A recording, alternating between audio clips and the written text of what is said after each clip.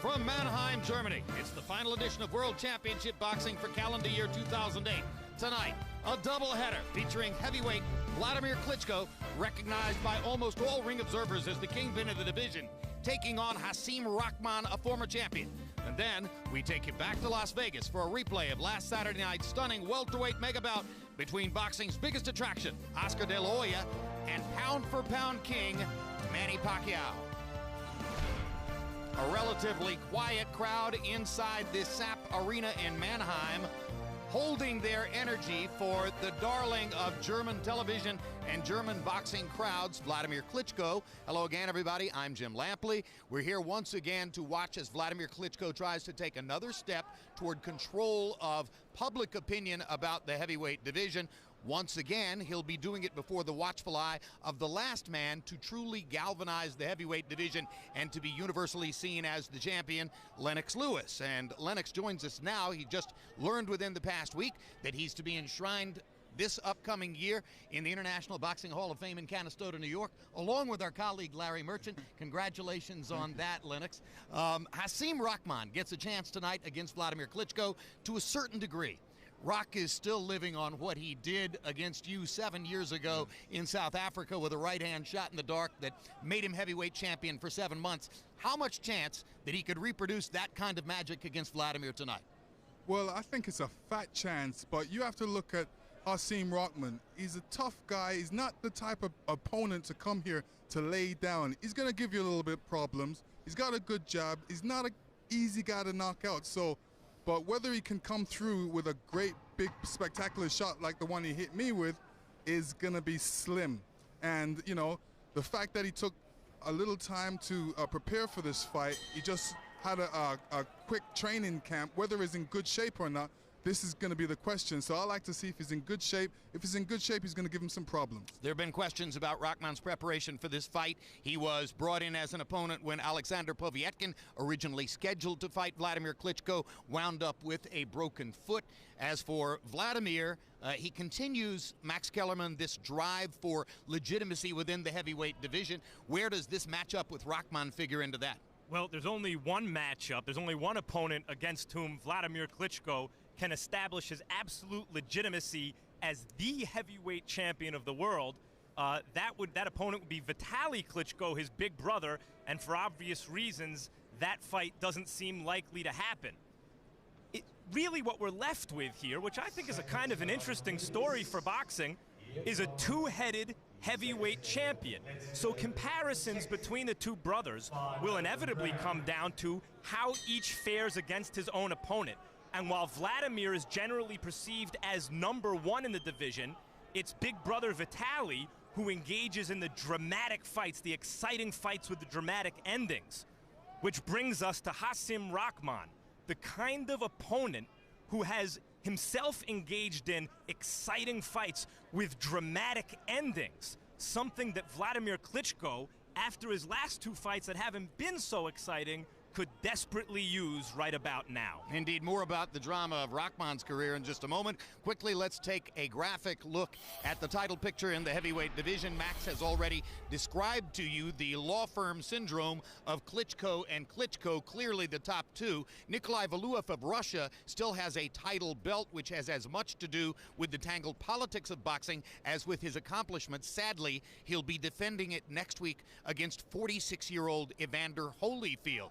Max and I have both referred to Alexander Povetkin, who still ranks as a mandatory challenger to Wladimir Klitschko. If Wladimir wins tonight, supposedly he must fight Povetkin sometime before September 13. American heavyweight Chris Arreola has a style and a personality that screams knockout. It's just impossible to imagine a decision in any of his fights. So far, he's been the guy who's gotten the knockouts in every one of them. And David Haye of Great Britain has moved up from cruiserweight, where he was the champion. He talks a great game, looks terrific, and hopes to fight one of the Klitschkos, preferably Wladimir, later on this year. And now back to the subject of former heavyweight champion Hasim Rahman. It has been an up and down, tumultuous ride ever since the glory moment in 2001. Let's take a look at where Rock has been headed to tonight. Hasim Rahman's roller coaster ride began in 1998. when as an undefeated prospect he took on David Tua. Rahman started fast and enjoyed great boxing success until the final moments of round 9. That punch end of the round landed immediately after the bell, and Rahman is seriously hurt, wobbling back to his corner. Unable to regain his senses in the minute between rounds, Rahman was easy prey for Tua in the 10th. Rahman rebounded from the controversial loss with 2 victories, then faced Oleg Maskayev in Atlantic City in 1999. After another strong start, Rahman's evening took a bizarre turn, to say the least. Oh, right hand puts Rahman on the floor right next to me. Right next to me. Right next to me. In the year 2000, Rahman returned to the same ring and a wild shootout against Corey Sanders.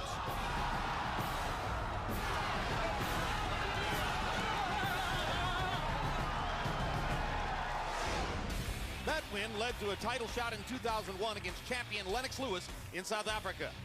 Rahman, a heavy underdog, trailed early in the fight, but in round 5, one right hand changed the course of his career. What a story as Hasim Rahman becomes the heavyweight champion of the world in one of the biggest upsets in the history of the division.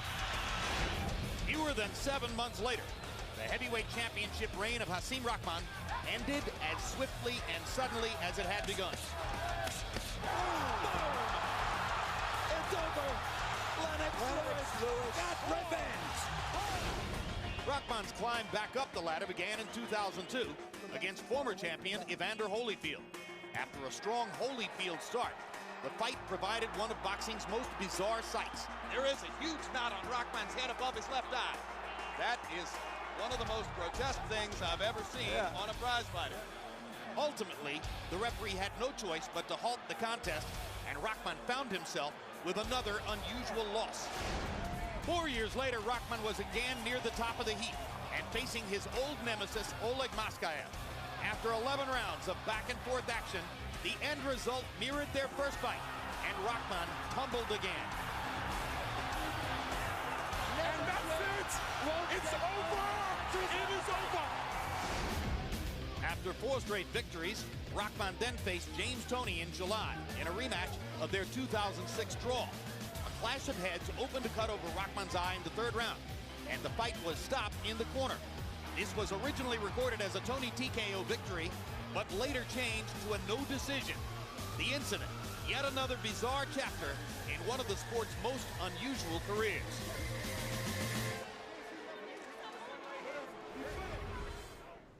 Feast or famine, the story of Hasim Rahman. Max, has that in itself had something to do with his longevity in the division? Oh, yeah. I mean, it's fun to watch, isn't it?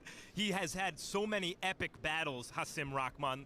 Part of the reason he's here tonight, yes, it speaks to the thinness of the heavyweight division, although it's not an atypically thin division. In most eras, people complain about the quality of heavyweights, but in this era, it's been dominated, the heavyweights have, by a kind of technical Eastern European style that doesn't always sit well with American fight fans. And in Hasim Rahman, you have more of a throwback to a more offensive-minded, aggressive kind of good old-fashioned American heavyweight. And Jim, I think that probably always sells. And not only do both Klitschkos have relatively technical styles, but because of the enormous economic support they both receive from German television, it's been difficult to get Wladimir and Vitaly to come and defend in the United States when they're in the title picture. In fact, this marks the 8th trip that we've made to Germany to cover Wladimir Klitschko. Let's take a look at some of what we've seen. In 2001, Klitschko defended his heavyweight title against an erratic American slugger named Derek Jefferson.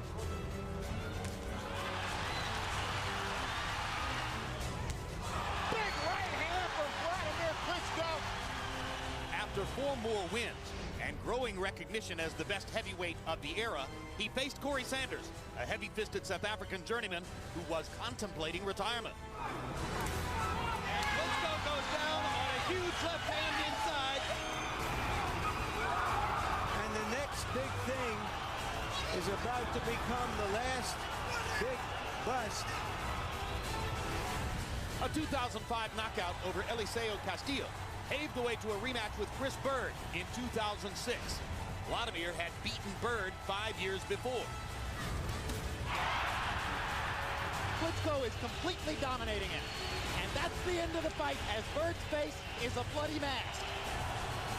Since then, more than half of Klitschko's fights have been on German soil. After a dominating performance over Ray Austin in March of 2007, he avenged a prior loss to Lehman Brewster 4 months later. I'm not going to let you keep hitting with them shots. All right? Okay? That's it, baby. And just 5 months ago, Klitschko faced one of the tallest opponents of his career, Washington, D.C. native Tony Thompson.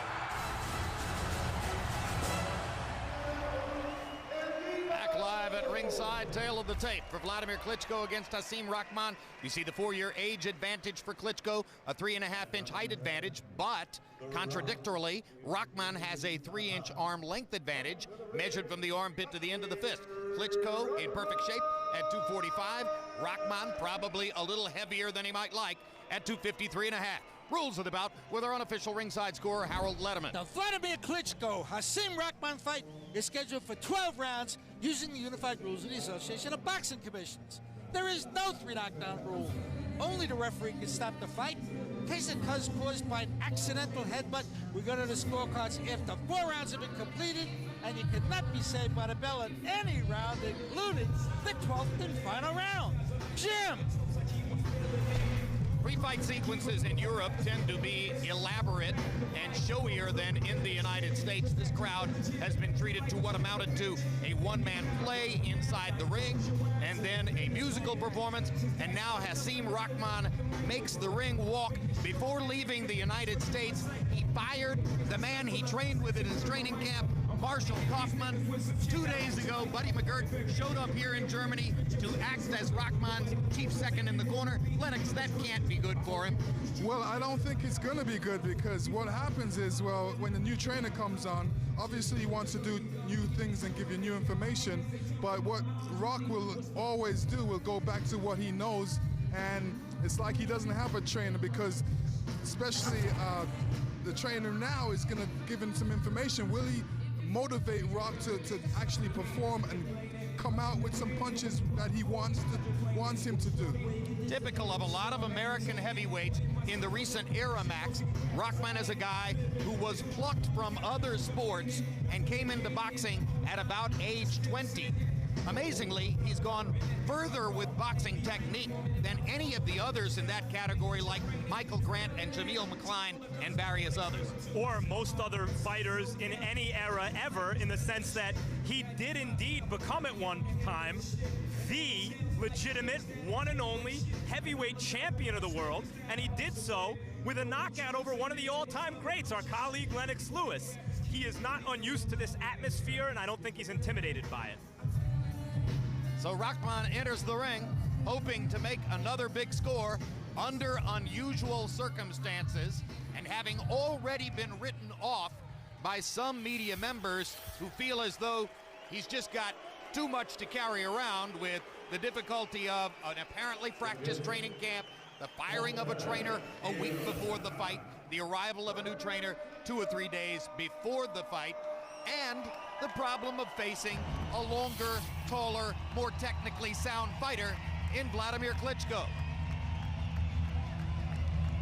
Klitschko is adored in Germany, although as he learned one night in Hanover with the disastrous knockout loss to Corey Sanders, all that adoration can be turned to ridicule pretty fast. Yeah, Klitschko suffers in certain ways, as Lennox did, as Larry Holmes did. Not in the sense that he was knocked out. I mean, that's what really turned the crowd against him on that night, the night to which you're referring, Jim. But in the sense that he's a technical fighter who takes what his opponent gives him. So unless he's matched with an opponent who's going to give him something to really fight back at, he's not always going to turn in crowd-pleasing performances. Like Lennox Lewis, he is the tallest, biggest star of the division, outside, of course, of the 7-footer from Russia, Nikolai Valuev. Like Lennox Lewis, he's trained by Emmanuel Stewart, and Lennox, in several of his recent fights, I had the sense that there was a concern that Klitschko might lose his composure during the fight, and Stewart has been extremely important in keeping him focused and confident and able to go out and execute his style. Well, I find about Wladimir, you know, he's definitely a focused individual, because when he's in the ring, you know, he does what he practices in the gym. And some bad things about him would be the fact that he takes his time a little bit more. Obviously, there's other fighters out there and other people out there that feels that he needs to seize the moment. He needs to impose his will in the fight, and he needs to go out there and do what a lot of people want to see, and that's knock his opponent out a lot quicker than he's doing it. So constantly is Wladimir evaluated by media as a process, a career in development, and it's amazing to note that he's closing in on 60 professional fights. And he's 32 years old. If you look at his resume of heavyweights in the last 10 years or so, with the exception of Lennox Lewis and Evander Holyfield, he's as accomplished, if not more so, than any of them. And it's not out of the question, if he continues to fight as he says he will, that his career could someday reach 75, 80 fights, making him, in a sense, the ultimate throwback to previous heavyweight eras. In a sense, that's correct. And now, ladies and gentlemen, challenger and champion with two national anthems. First, the national anthem of the United States of America.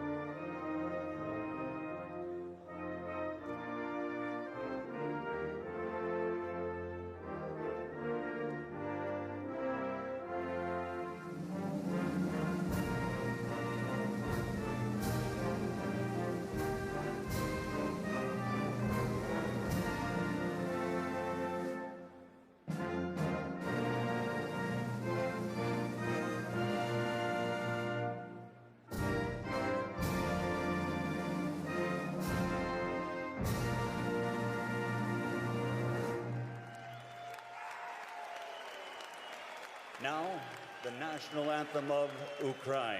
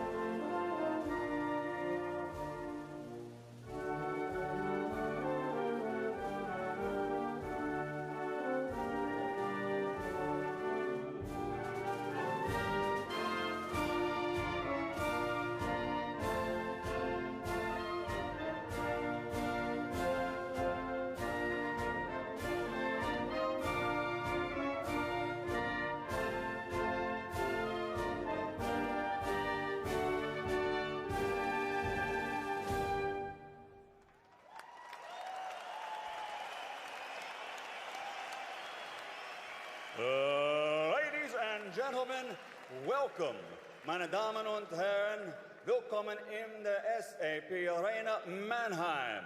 Tonight, K2 Promotions is proud to present the main event of the evening. Das ist die Boxweltmeisterschaft im Schwergewicht, 12 Runden, 12 rounds of boxing for the heavyweight championship of the world. Sanctioned by the IBF, IBO, and WBO, and governed by the DVD. At ringside, the three judges scoring this bout will be from Italy, Walter Cavalieri, from the United States, Robert Hoyle, and from Germany, Manfred Kuechler. And inside the ring, from the United States, in charge of the action at the bell, referee Tony Weeks. Und jetzt aus Mannheim, Deutschland, meine Damen und Herren, Dami Gospodai, ladies and gentlemen, let's get ready to rumble!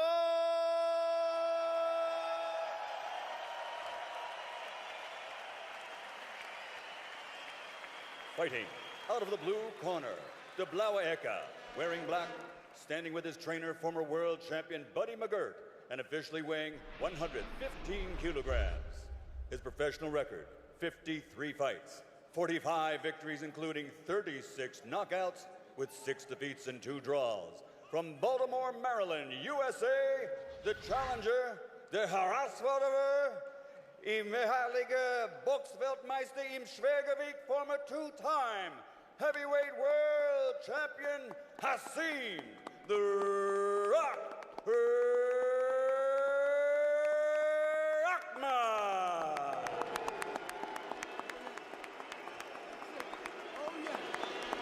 And fighting out of the red corner, Del Rota Ecke, wearing red with gold, standing with his Hall of Fame trainer, Emmanuel Stewart.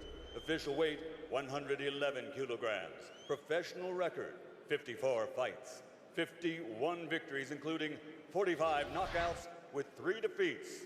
Aus Kiev, Ukraine, zweimaliger Weltmeister, 2-time world champion, the reigning, defending IBF, IBO, WBO heavyweight champion of the world, Dr. Steel Hammer, Wladimir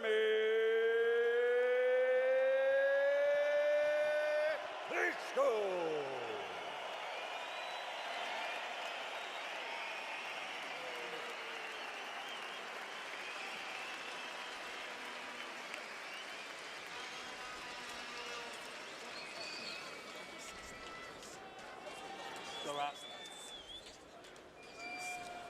Okay, Klitschko, Rahman, you both received your instructions in your dressing room. Okay, right here is good, anything below is low.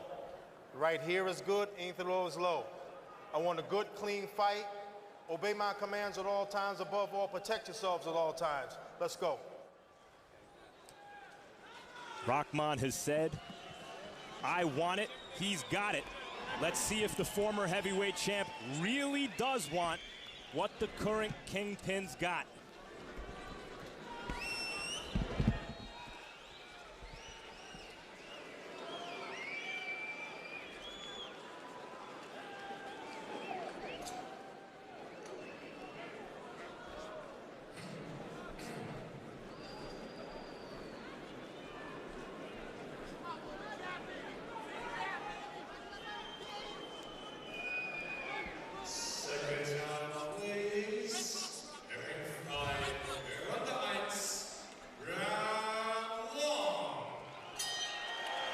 As the bell rings, Wladimir Klitschko looks even more buffed and muscular than has previously been the case. Hasim Rahman at 253, and despite a questionable training camp, looks pretty good. I would have to say, Lennox, that Wladimir has improved his pre-fight glower. He stared at Rahman with what looked like bad intentions throughout that entire ceremony. It was a definite look of disdain. And, you know, the way how this fight started so far, it turned out good because Rock is bent down low. He's got good position, good balance right now. He's looking to get underneath, looking for some opening, but he throws a good jab. And the good thing that he's doing is blocking the jab. He's not getting hit by any immediate jab so far. Wladimir goes to the left hook and lands that, backing Rahman up. Rahman acknowledged that Klitschko throws maybe the best left hook in the division.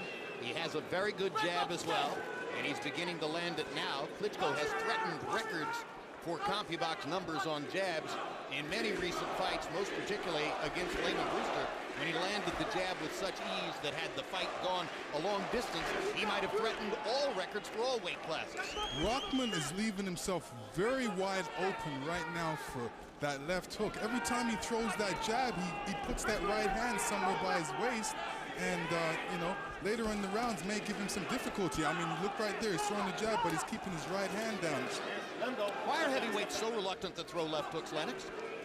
I don't know. You had a great one and didn't use it all that much. I think it's a great punch, but you know, something has to come before it. Obviously a jab and a right hand, and you always clean up with a left hook. And there, Wladimir led with the left hook. The old axiom is you don't want to hook with a hooker, because if he has a better one than you and it lands first, the fight can end. And I think Rahman knows Vladimir's got a better left hook than him, but you do want to jab with a jabber, because a jab is unlikely to end a fight. But you can disrupt your opponent's even superior jab with your own. And I think, Jim, that's what Rahman's trying to do here. Yeah, but Klitschko just landed a right hand. Yeah, and Rahman made the same mistake that he made with me when I threw my right hand.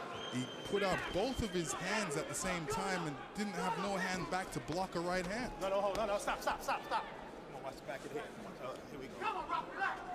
Wladimir Klitschko said that he was very careful to watch only tapes of the good Rahman, watching the best Rahman performances. But he did acknowledge that he watched the second Rahman-Moskaev fight, in which Oleg Moskaev was able to land his left hook with amazing regularity. I got you. And of course, everyone in the division has memorized the left hook right cross combination with which he flattened Rahman in fall of 2001, Lennox. Let me tell you, that was right before Christmas, and I had a great Christmas after that.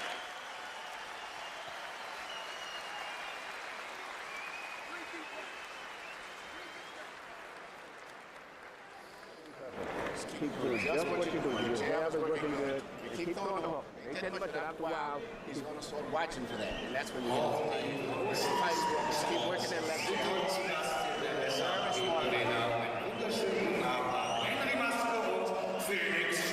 Listen. Кидайся, левый снизу постой. И правый не кидайся. Пару раз кинулся с правой. Left jab, you cannot get away from it. Just keep working. Pull out.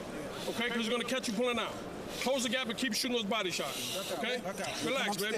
Nice relax, you got it. Nice relax, baby. Okay, but keep the heat on him. Okay, don't stand and here we see Wladimir throwing a straight right hand right through the guard of Rahman, and you don't want to take too much of this if you were Rahman. Big round for Wladimir Klitschko in the first. By CompuBox numbers, 23 out of 50, including 17 connected jabs. Rahman only 4 of 39. So the Rock was not able to get his offense going as Wladimir Klitschko, as has so customarily been the case, dominated the round with his jab. Stop. Rock needs to go in and hit Wladimir to the belly and work his way in. Oh, stop. When he's in, he's got to hit to the belly and then come to the head. Rahman knows that the way he'll beat Klitschko if he has a shot is to turn it into a contest of wills. The question is, will that Klitschko jab sap Rock of his will as this fight wears on before Rahman has a chance to impose his own?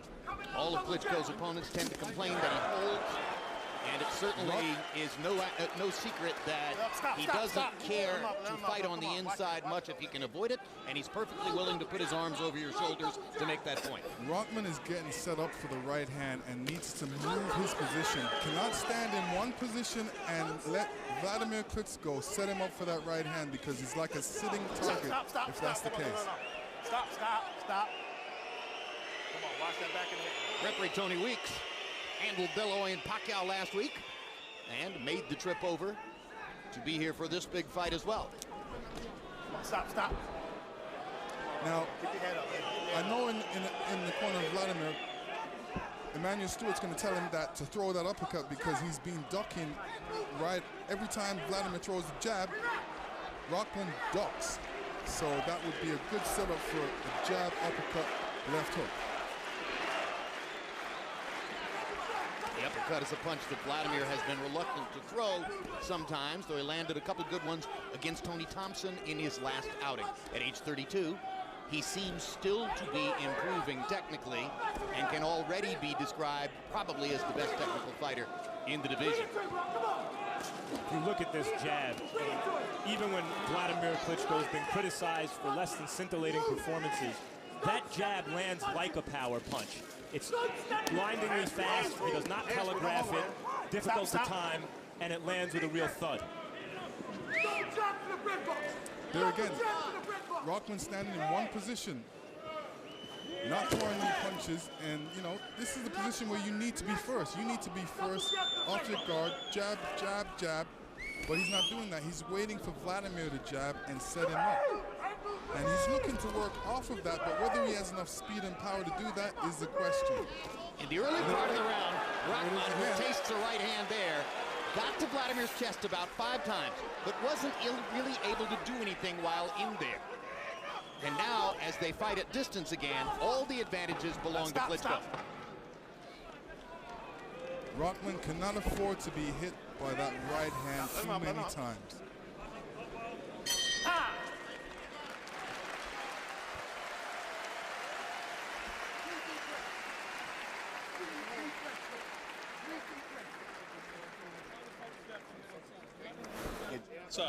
December 16, it's the premiere of HBO's latest Sports of the 20th Century documentary, Breaking the Huddle, the integration of college football. The next night, Costas Now looks back at 2008, one of the most memorable years in sports history. Relive the best moments of the year with Tiger Woods, Michael Phelps, and others live from New York.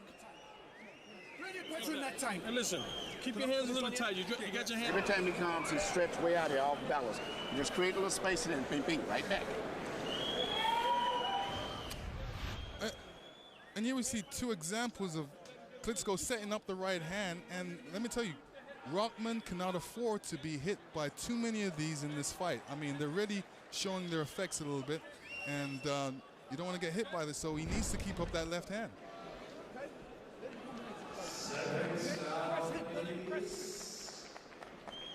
You want to pop?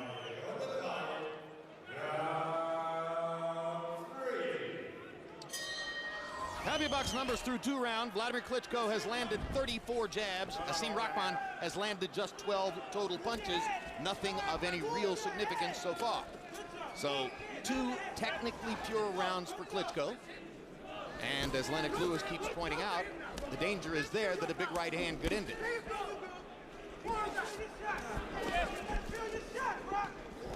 Klitschko fending Rahman off with the left, keeping him at bay. Let him up, let him up, let him up. And this time it's Rock who reaches out and clinches Wladimir as they come together.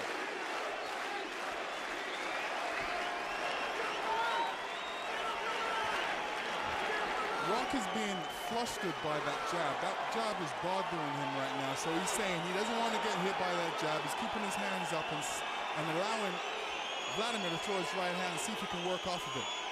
Wladimir just did an interesting thing. Normally he throws all right hands straight down the pipe like that one. But moments ago he swept a right hand behind Rahman's guard, much like the right hand with which you knocked Rahman out in November 2001. Rahman's laying against the ropes. He's just being an easy target. You can't do that because if you get hit by a right hand, there's nowhere to go. His corner is yelling out to him, get off the ropes, and I think that's a good idea. I think he feels Rahman does. He just doesn't have any chance in the middle of the ring. And maybe he can lure Wladimir into a position where he can hit him with something with his back on the ropes. Well, let me tell you, Wladimir is really pacing him with that jab, and there's a lot behind that jab, and it's a snapping jab, and it's really giving him some problems. You get a headache after a while, right? Well, if I was Rock, I would block that jab. There's no need to get hit by it because all it's doing is damage, and you know a right hand's coming soon. Well, if it's a strategy at all, it's a desperate one early in the fight from Hasim Rahman.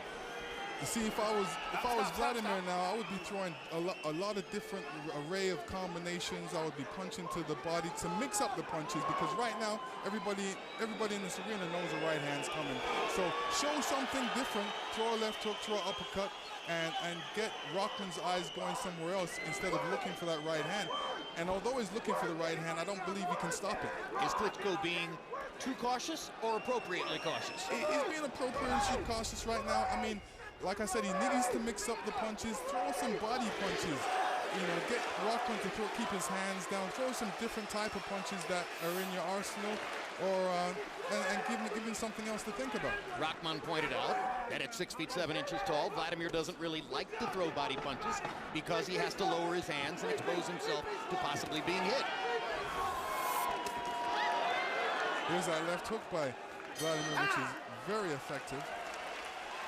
And it was another one-sided round.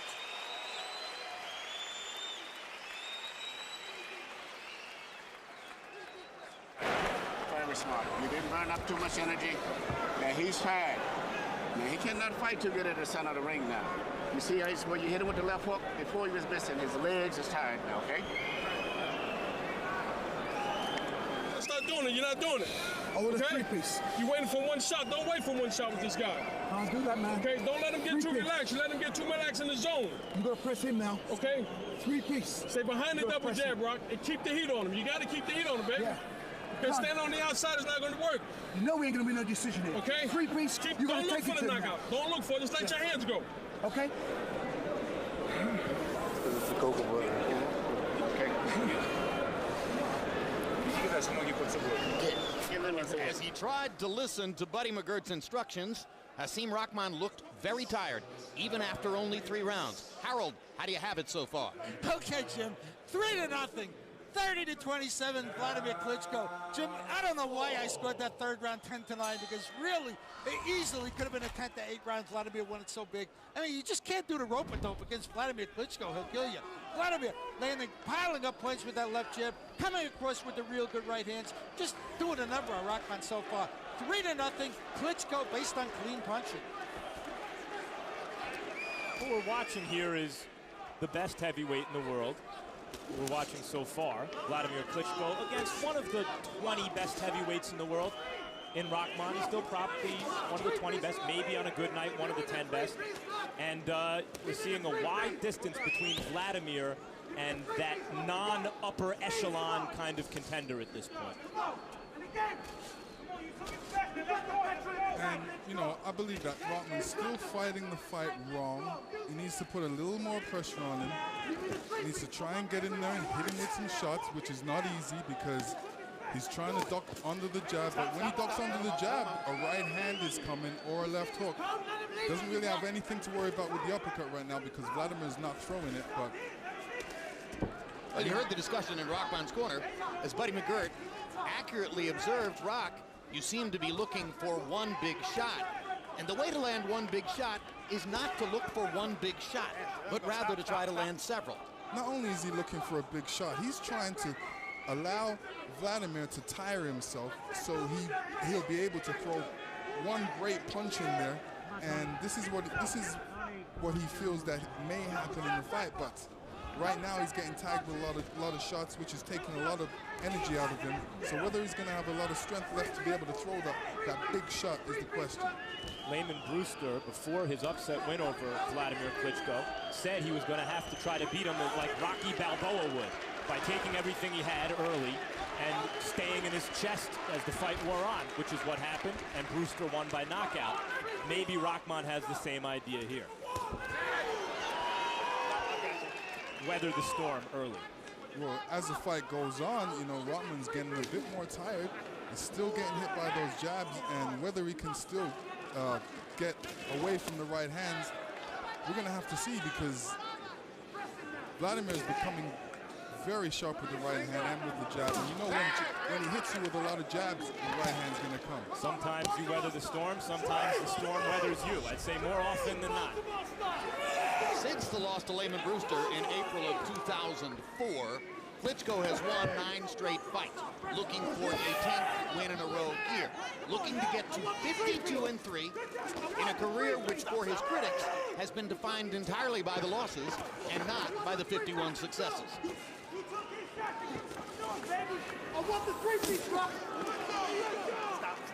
Such are the pitfalls of being the king of the hill.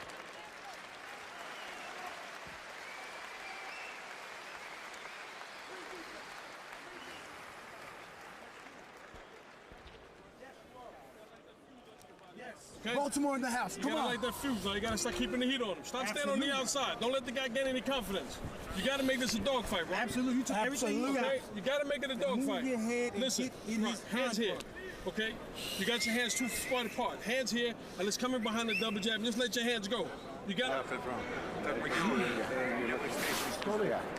The left hooks that you were missing before landing now because his legs are not, before he could see good enough, now he can't see them so good.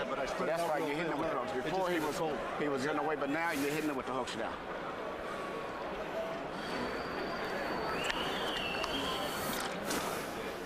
You can step it up a little bit this round. Just get him on out of here.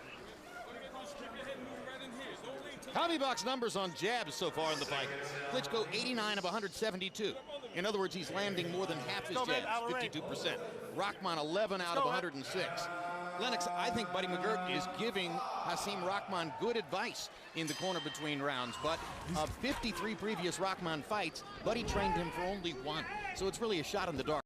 He's going to hear Buddy's good instructions tonight. It's true. Buddy should give him some defensive advice as well and tell him to keep up that right hand, because I can see a left hook right hand coming from Klitschko. There's the left hook. There's the double left hook. And the straight right hand behind it. Good call, champ. Jim, you mentioned a shot in the dark, and Lennox, you mentioned it off the top of the broadcast, and that's really what Rahman is here for, isn't it? To see if he can land that shot in the dark, and it's the kind of odds he's facing. It's going to take a shot in the dark to do it. And let's face it, he does have the knockout power. He does throw a good wild punch, and I don't think he has enough steam or quickness to be able to catch Wladimir right now. Anything can happen. Lightning can strike, but whether he has enough energy to do it, whether he's in great enough shape to be able to do it, is the question. I say he doesn't have enough. He's not in good enough shape to be able to do it. But he wasn't expected to, and so far the fight is playing out as most expected. A couple of years ago, in his rematch with Klitschko, when Lehman Brewster was subjected to this kind of jab fest, eventually Buddy McGirt and the others with Brewster decided it was not worth the continued damage, and he kicked it in. You see when Rock tried to attack Wladimir, Wladimir moved back 2 steps, and Rock missed his punches because he's not quick enough on his feet right now to be able to catch him. Before Buddy stopped that fight, the rematch, Jim, he told Brewster, and really asked him more than told him, I'm going to stop the fight, okay. He gave Brewster a chance to show that he had some at least desperation left in him, and Brewster didn't. He had the fight beaten out of him. And at a certain point, the question is, will Rahman also have the fight beaten out of him? Buddy had virtually the same conversation with Paulie Malignaggi 3 weeks ago against Ricky Hatton. And Klitschko is getting closer and closer to doing real damage, or so it would appear, to Hasim Rahman. Well, I'd just like to add, I knocked Rahman out in 4 rounds. And this is the 5th round, and Rahman was at his best. This is Rahman at his worst. Well, Vladimir's a very fast and pretty big puncher, but I don't think there's any ring critic, Lennox, who thinks that he is as heavy a puncher as you were. You had the thudding power. He has shocking power. Yes. Stop, I got you. Ah, but we'll never know. We'll never know, will we, Lennox? No, I want the hand. I think some people can form an opinion after watching this fight. Well, what you're saying is you formed an opinion. Yes, I have. Absolutely. Got a small cut, right eye by a punch.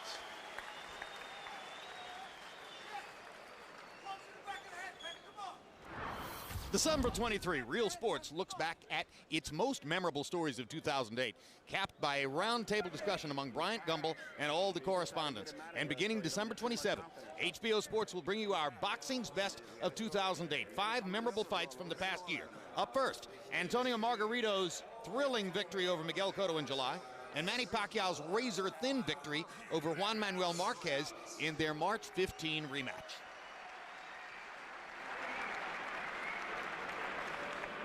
I want to wipe him off. It's a dogfight with him now, Rock.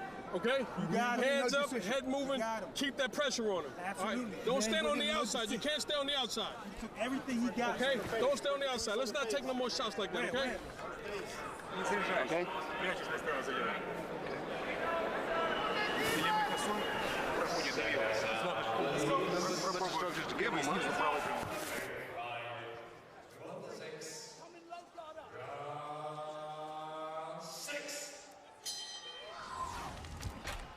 One slight assistance to Rahman that's taking place here is that between rounds periods are longer than a minute. They've been averaging about a minute 10, a minute 15, which means, and it doesn't mean a lot, but it means that Rahman's getting an extra 10 or 15 seconds between rounds to recover. And recovery may no longer be an option as he goes down for the first time on a left-right combination. 5, 6, 7, 8. Come to me, come to me.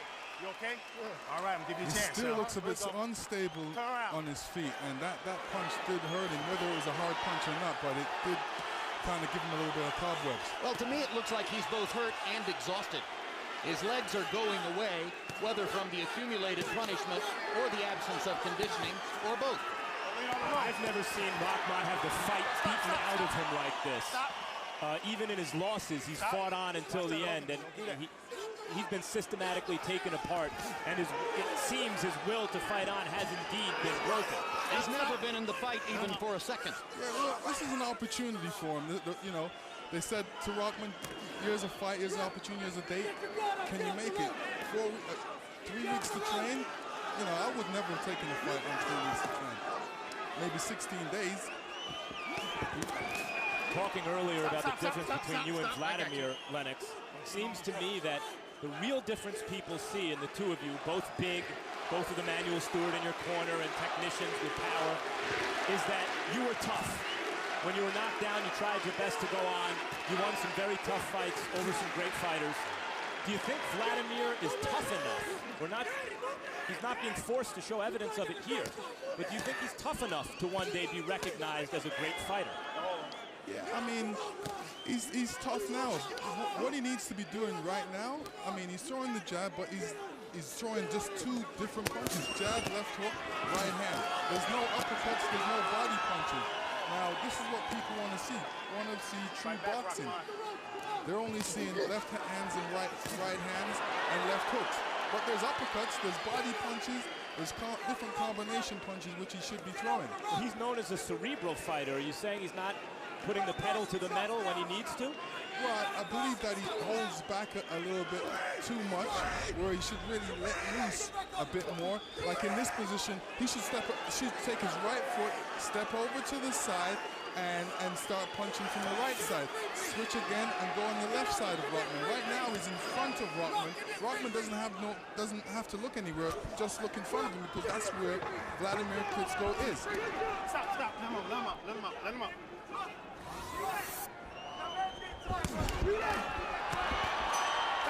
In round 6, after constant sustained punishment for the 5 preceding rounds, Wladimir Klitschko finally put Hasim Rahman on the deck. Let's take a look at the combination. And it was a combination like, you know, Rahman put his head down, he was off balance, and Wladimir hit him with a couple left hooks, which kept it going that way, and he just was off balance and he fell down. It wasn't a terrific hard shot. You want to continue to fight? Yeah, all to the end. Okay, look, but if you continue to take punches like that, I'm not going to let it happen. All right? Hey, so you know you got to let your hands go now.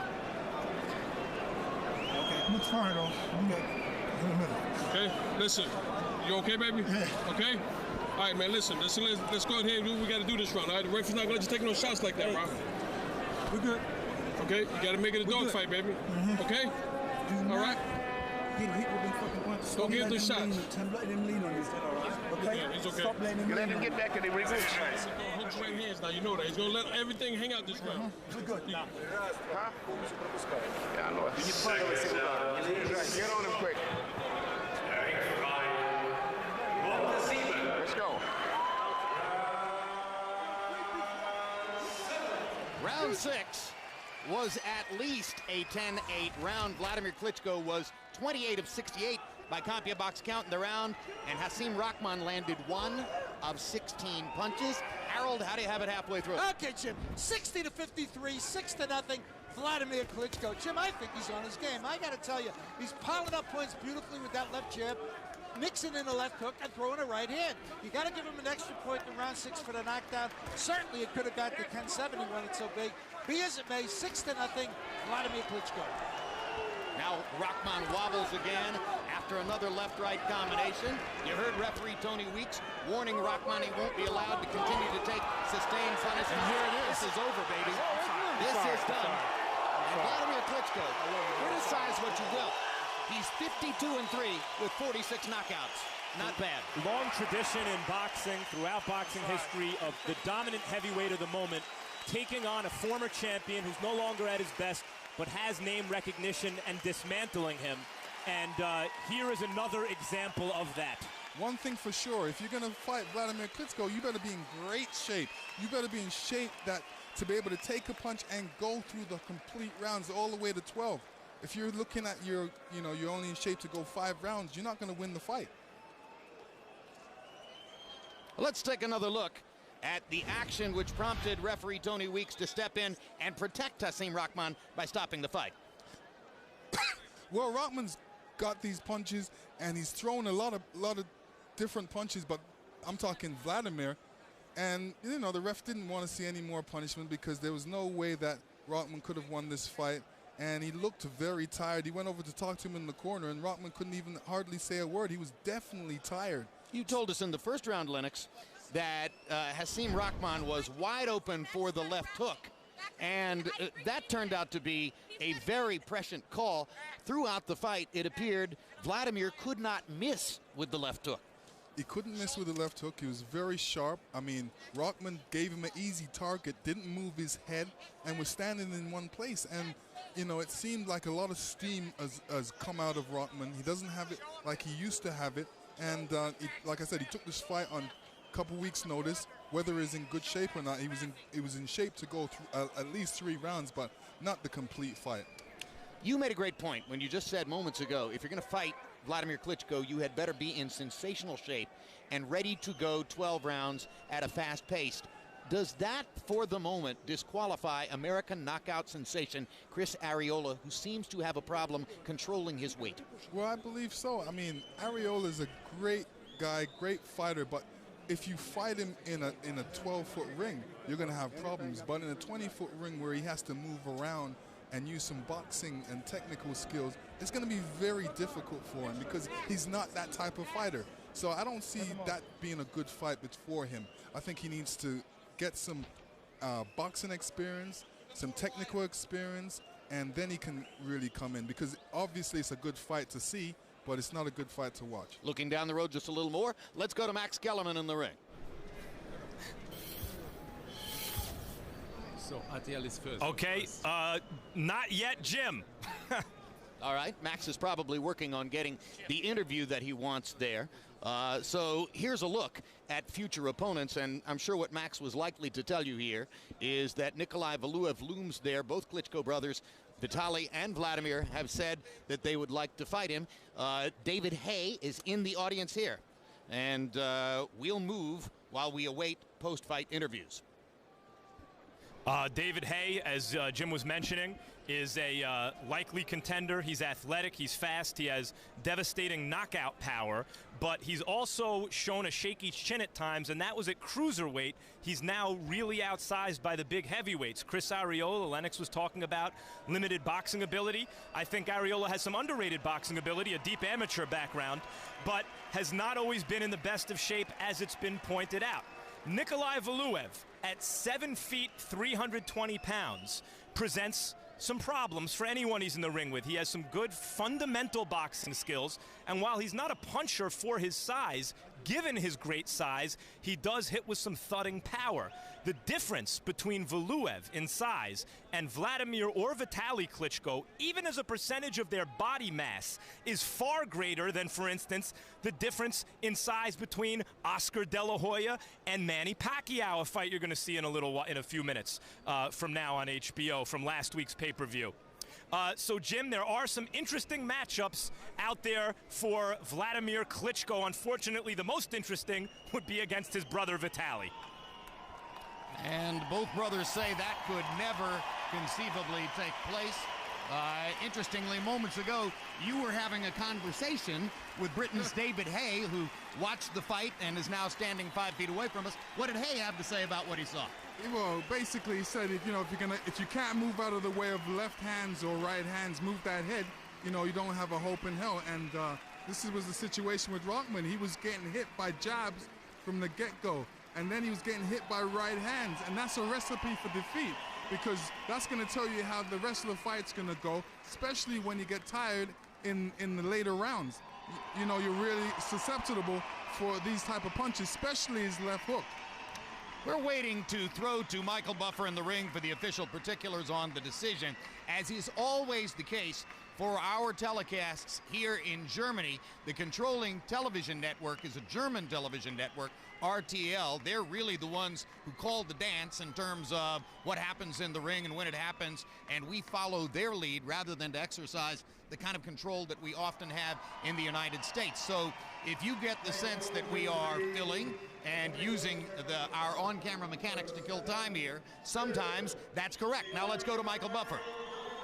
Heavyweight champion of the world, Dr. Steel Hammer, Wladimir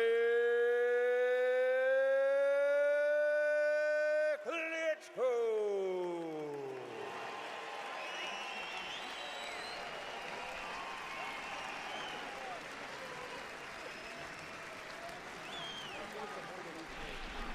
Final CompuBox numbers in this one-sided wipeout.